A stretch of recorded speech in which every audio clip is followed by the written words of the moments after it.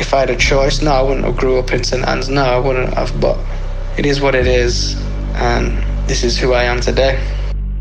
I remember being like 8 or 9, playing football, having a good time, playing heads and volleys, and then all of a sudden I see my friend's mum who I was with. You see her running across the street half naked, screaming, just run, just run.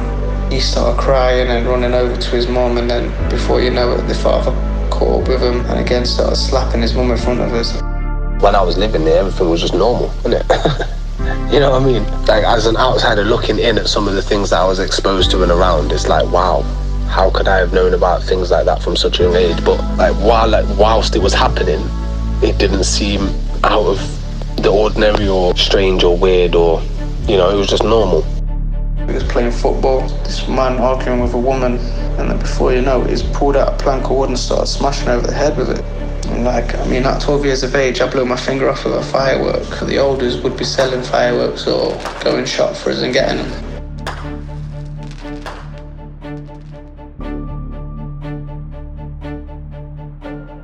And I was, like I said, in secondary school, that's when, you know, I got introduced to certain things and met certain people. I got affiliated with a lot of those people.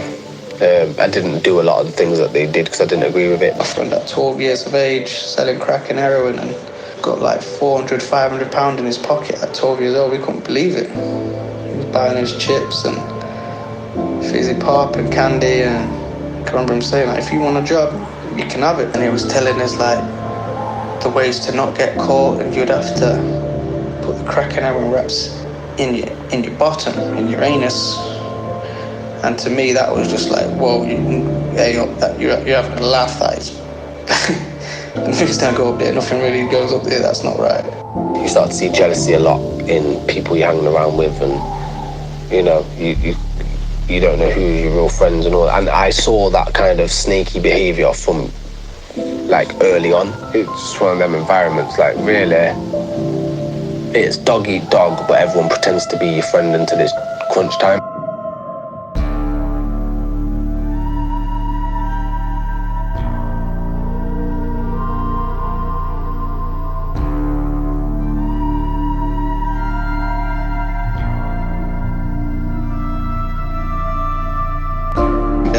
I was at that time where I've had enough of being the victim anymore anyway. I had enough of it. I had too many conversations in the mirror about it. I was having a lot of problems in school. I was young, so I can't remember exactly what it was, but I know that there was a lot of issues. So it was roughly not too long after that I had met you. I was studying, I was 17, and it was just such a difficult situation for me. I feel like at home, and then to sort of get out of the rut that I was in, and failed that course. And I was on the verge of being swallowed by St Anne's. And I remember feeling like I finally had someone that listened to me, rather than just, oh yeah, he's a naughty kid, go away kind of thing. You know what I mean? Because I wasn't the best with you. I was still a little shit when you chastised me and told me off, but it wouldn't be like, you know, I can't stand you being here, like I can't wait for you to move to another class or anything like that. It's a really big thing to a kid, because it's like, oh, okay, so I'm not a write-off then.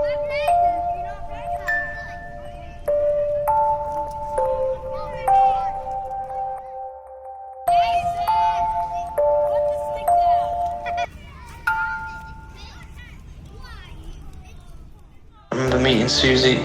She was taking me to see my friend who was in prison at the time. I'd say I met CYF when I needed it the most. Being a part of CYF made me think, you know what, I've got something to lose here. You know, I felt valued. Even some of the play sessions and sort of things we did at work, like take the young people to London and stuff like that. A lot of these things was a learning curve for me as well. You know, I'd never been to London. The main thing that I would say lasted from what you did for all of us, I would say, I bet you like this would be a common theme between a lot of people that attended CYF, is that you made everything seem possible, where everyone else kind of made you think it was too difficult, or you know you can't do that, or you know you got to be really lucky to get into that, and all of that. Like there was always a reason why something couldn't be done with everyone else, but with you it was always, oh, that's what you want to do, yeah, we can do that, let's go do it. You know what I mean? And that is a massive lift up. CYF gave me the opportunity to go to Africa to see a life of extreme poverty. You know, I grew up, you would say poor, but I realised that, there's people out there that are living a lot worse than me. It just gave me a different outlook on life.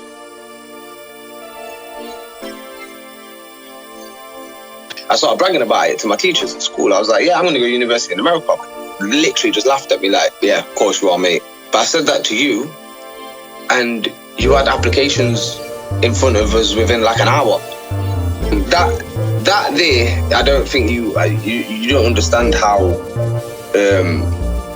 how empowering that is. To everyone else, it was surreal for me to be thinking I could go to university in America, but like to you, it's just another Monday. We would often call women things. Yo, check that thing. And if Susie heard us objectify a woman like that, she'd stop the car and school us and tell us that's not how you actually talk to women or talk about women. This is how we talk about women. It was just like, wow, yeah, you're starting to really understand how the world works.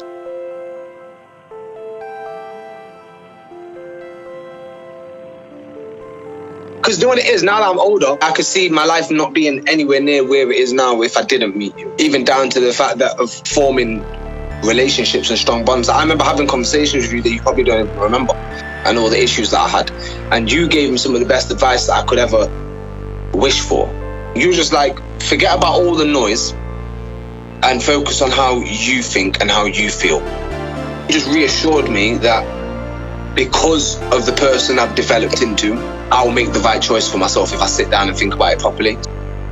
Like, it's little things like that have had such a major impact. CYF gave us a different outlook, and that's why I grew as a person. It's just a whole big family. Like, it never ends as well. Like, I've started from the bottom, and now I'm a vice chairman of it. It was an organisation, but it was a family, you know. And yeah, something I'm really proud to be part of and still be a part of.